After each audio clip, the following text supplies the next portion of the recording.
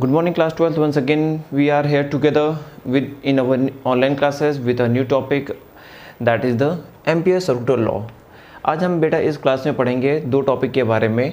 एक तो पढ़ेंगे हम about the ampere circular law और दूसरा हम पढ़ेंगे magnetic field due to the infinite length of a wire. इसमें हम दो टॉपिक पढ़ेंगे, एक आउटसाइड द वायर और एक इनसाइड द वायर। सो आज की क्लास बहुत ही इंटरेस्टिंग होने वाली है, बहुत ही इंटरेस्टिंग टॉपिक है। लेकिन before starting with the class we will recap of the chapter we have studied about. इससे पहले हमने क्या पढ़ रखा है उसको एक बार हम रिकैप कर लेते हैं। बेटा ये मैग्नेट का चैप्टर है, मैग्नेटिज्म का चैप्टर है, मूविंग चार्ज मैग्नेटिज्म का चैप्टर है। इसको हम स्टार्ट करने से पहले हमने क्या क्या पढ़ा था उसके बारे में एक बार हम रिकैप कर लेते हैं।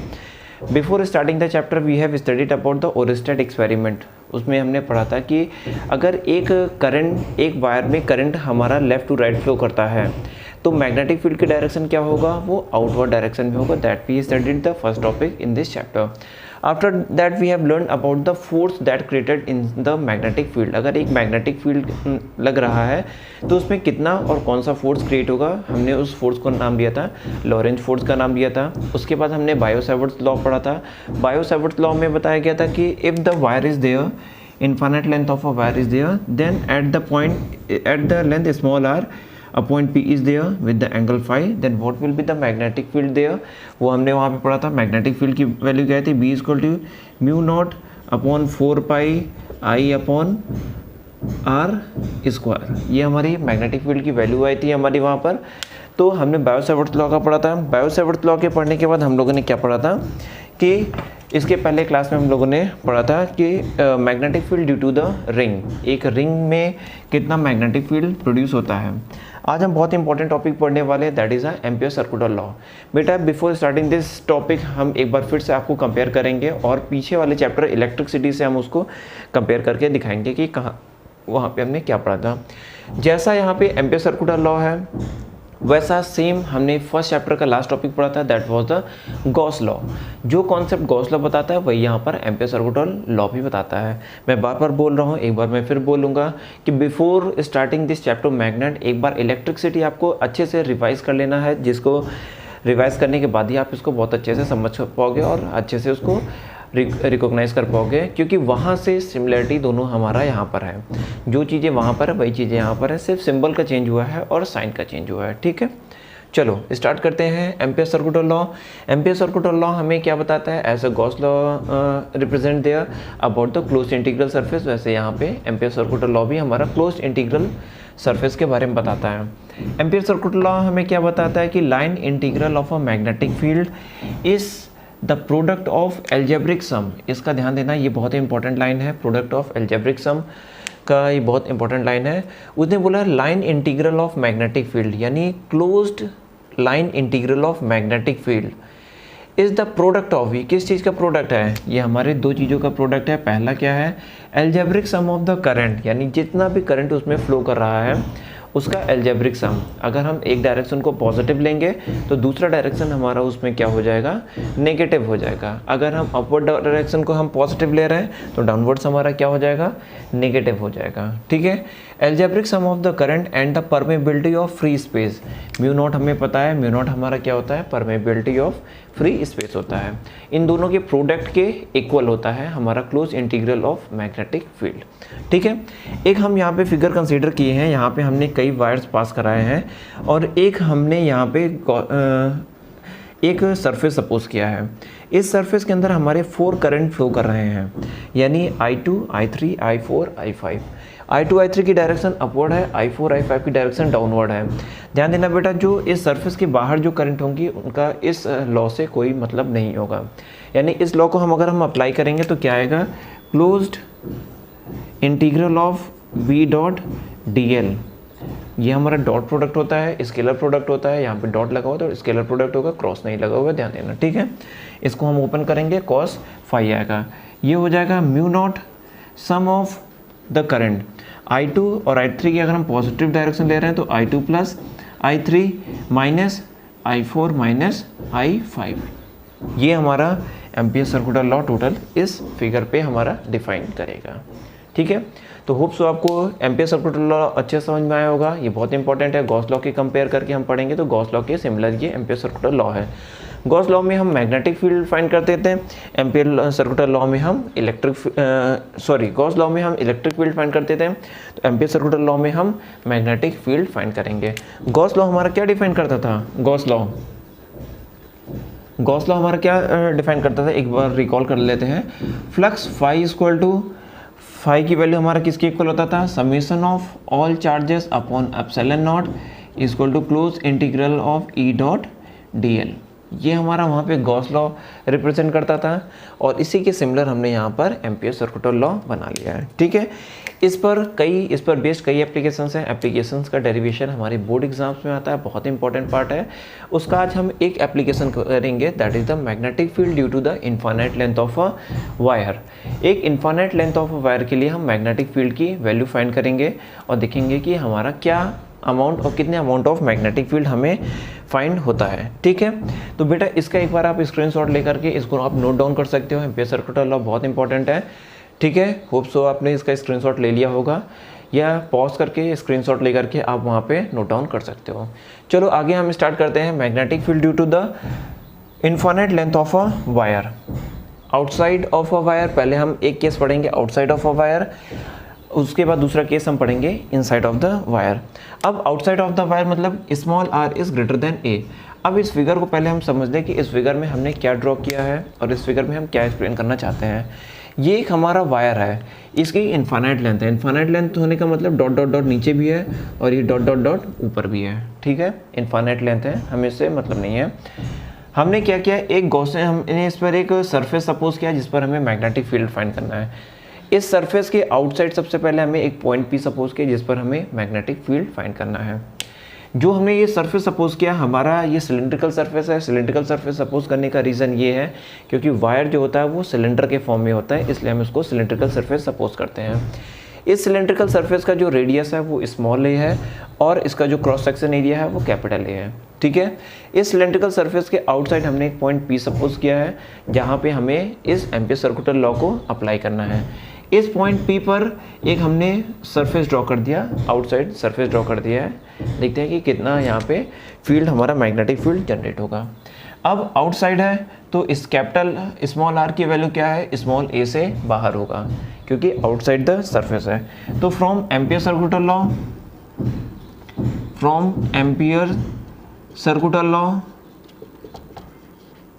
We know, ampere circular law हमें क्या बताता है, हमने क्या पढ़ा था, closed integration of B dot D L, ये equal to mu naught summation of I.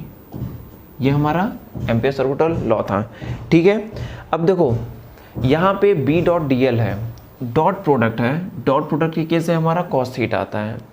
ये अच्छे से हमें पता है, क्लास 11 के फर्स्ट चैप्टर में हमने वेक्टर का कॉन्सेप्ट पढ़ा था, वहाँ पे डॉट और क्रॉस प्रोडक्ट के बारे में पढ़ा था।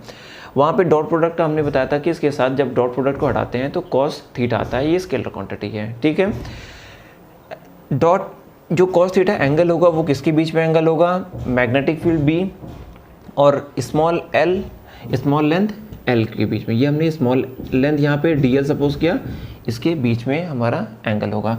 तो डॉट प्रोडक्ट हम यहाँ पे हटाएंगे तो क्या हो जाएगा, close integration of B dot D L cos theta equal to mu not total current हमारा यहाँ पे क्या है, आई फ्लो कर रहा है तो हम यहाँ पर आई पुट कर देंगे। टोटल करंट हमारा यहाँ पे आई है।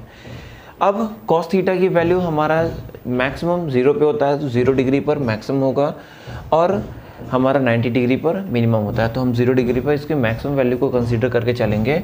बी हमारा कांस्टेंट टर्म है तो बाहर हो जाएगा, तो B close integration of D L equal to mu not I. ये हमारा आ गया।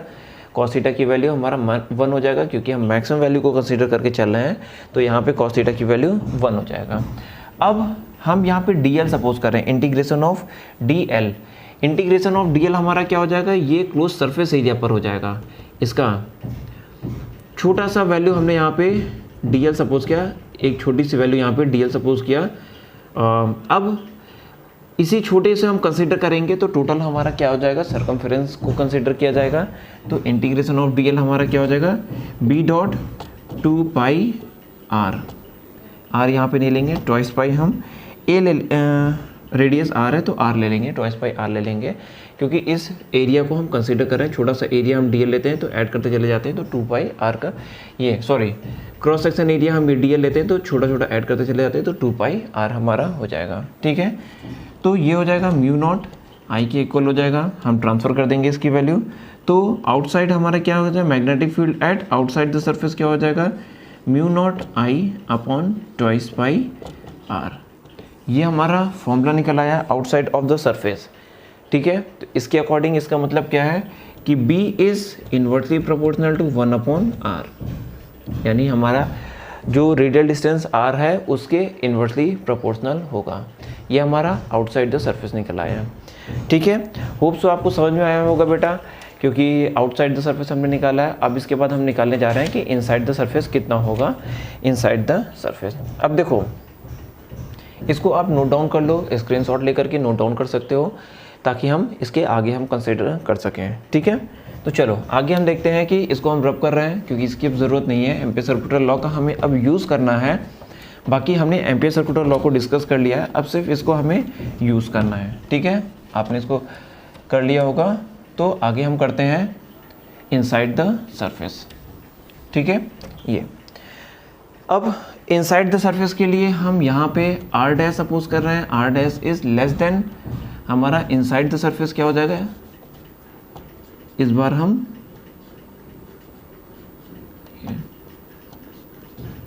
Inside the surface, inside the surface हम सपोज कर रहे हैं। ठीक है, इनसाइड द सरफेस हमने एक r डैश ले लिया है, radius small radius r dash ले लिया है। इसकी वैल्यू r डैश की वैल्यू क्या होगा, कैपिटल A से ये छोटा होगा, कैपिटल A हमारा ये है, r डैश हमारा छोटा है, तो we can write here r dash is less than capital small a। Small a से हमारा जो रेडियल डिस्टेंस स्मॉल a है उससे छोटा होगा। ठीक है, तो अब हम यहाँ पे देखते हैं करंट हमारा कहाँ से फ्लो कर रहा है। करंट हमारा इस वायर से फ्लो कर रहा है, इस वायर से फ्लो कर रहा है, और इस वायर का क्रॉस सेक्शन एरिया क्या है, पाई आर स्क्वायर, यानी r की जगह पर हमने रेडियस ले लिया है a, तो यहाँ पे करंट हमारा किस पे डिपेंड करेगा, it depends on a pi a square. वैसे करंट हमारा क्रॉस सेक्शन एरिया पे नहीं डिपेंड करता, हमारा करंट डेंसिटी पे डिपेंड करता है, क्योंकि करंट डेंसिटी के J equal to I upon A हमने पढ़ा है, current density J equal to I upon A, वहाँ से हम कंसिडर कर सकते हैं कि करंट डेंसिटी पे डिपेंड करता है, J equal to I upon A के अकॉर्डिंग। यहाँ पे J कांस्टेंट हम ले लें, करंट डेंसिटी हम कांस्टेंट ले लें, यानी equal distribution of current density को हम इक्वल डिस्ट्रीब्यूट कर लें, तो I हमारा डायरेक्टली प्रोपोर्शनल हो जाएगा A के। ठीक है, इसको हमने वहाँ पे भी पढ़ा है, इलेक्ट्रिसिटी चैप्टर में भी पढ़ा है, तो हम यहाँ पे एक बार फिर से इसको रिकॉल कर रहे हैं कि I is directly proportional to A square के हो जाएगा। बट हमें inside the cross section area निकालना है, तो इनसाइड द I इनक्लोज्ड, इसको हम प्रोपोर्शनलिटी साइन को हटा देंगे, तो I इक्वल टू क्या हो जाएगा, K times pi A square. ठीक है, अब enclosed inside the surface area निकालेंगे, यानी इनक्लोज्ड करंट हमारा क्या हो जाएगा, that will be directly proportional to pi R dash square, क्योंकि आर डैश की वजह से हम करंट निकाल रहे हैं, कितनी आर डैश के एरिया में, इस आर डैश के एरिया में कितना करंट होगा हमारा वो हम निकाल रहे हैं। तो आई ई इसको इनक्लोज्ड एरिया कहेंगे, तो I enclosed area is directly proportional to pi R dash square. Proportionality sign हटाएंगे तो हमारा एक कांस्टेंट टर्म आ जाएगा, तो ये हो जाएगा हमारा के पाई आर डैश स्क्वायर। अब दोनों को हम डिवाइड कर देंगे, तो डिवाइड करने पे हमारा क्या आ जाएगा, I E upon I equal to K pi R dash square upon K pi A square, के पाई कैंसिल आउट, तो आई ई की वैल्यू हमारा क्या हो जाएगा, R dash square upon A square into I. ये हमारा करंट निकल आया, करंट की वैल्यू निकल आया कि आई ई डैश की वैल्यू क्या होती है, यानी इनक्लोज सरफेस एरिया में कितना अमाउंट ऑफ करंट हमारा यहाँ पे प्रोड्यूस होगा। अब कुछ नहीं करना है हमें, यहाँ पे एम्पियर सर्कुलर लॉ वापस फिर से अप्लाई कर देना है, तो फिर से अप्लाई हम कर देंगे, तो क्या हो जाएगा, फ्रॉम एम्पियर सर्कुलर लॉ